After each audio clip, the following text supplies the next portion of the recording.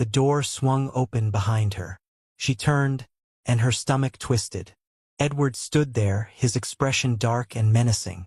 "You think you're clever, don't you?" he sneered, stepping closer. Alarm shot through Mira. "This is the ladies' room, Edward. You're out of line." "Out of line?" he scoffed. "You humiliated me back there. I think it's time someone taught you your place." Fear coiled in her chest, but Mira refused to show it. "Get out," she said, her voice firm. "Before you make a mistake you'll regret." Edward's smirk returned, and he lunged. Mira tried to fend him off, but she was no match for a werewolf's strength. The reality of her human limitations hit her like a tidal wave, and panic began to creep in. Just as his hand gripped her arm, the door burst open. "Let her go."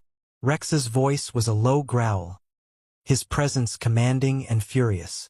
In an instant, he had Edward pinned against the wall, his strength far surpassing the younger man's. Edward struggled briefly before realizing he was no match for Myra's personal aid. "You'll pay for this," Rex hissed, his grip tightening. Myra's heart raced as she watched Rex effortlessly handle the situation. Relief flooded her, but so did anger. Not just at Edward, but at the vulnerability she felt in that moment. "Get him out of here," Mira ordered, her voice icy. "And call the police. He's not walking away from this."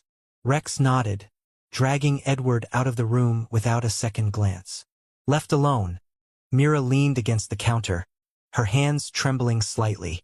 She hated feeling weak, hated that the very thing Edward had mocked her for, her inability to shift, had nearly cost her tonight. By the time she returned to the car, Rex was waiting outside, his face a mask of concern. "Are you okay?" he asked softly. "I'm fine," Mira replied curtly. "Thank you for stepping in. Just make sure he's dealt with." Rex hesitated. "Are you going to tell Alpha Akela about this?" Myra's jaw tightened. "No, he doesn't need to know." Rex didn't press the matter, but his expression spoke volumes. Back at the Akela estate, the sprawling mansion stood as a testament to her father's wealth and power. Every inch of the property exuded grandeur, but to Mira, it often felt more like a gilded cage. She entered the grand hall, her heels clicking against the marble floors as she prepared to face her father. Alpha Akela was already waiting in his study, a glass of whiskey in hand. His piercing gaze landed on her as she stepped inside. "You're late," he said, his tone devoid of warmth. "I was finalizing the deal," Mira replied, keeping her voice steady. "Akela Company has secured another major contract.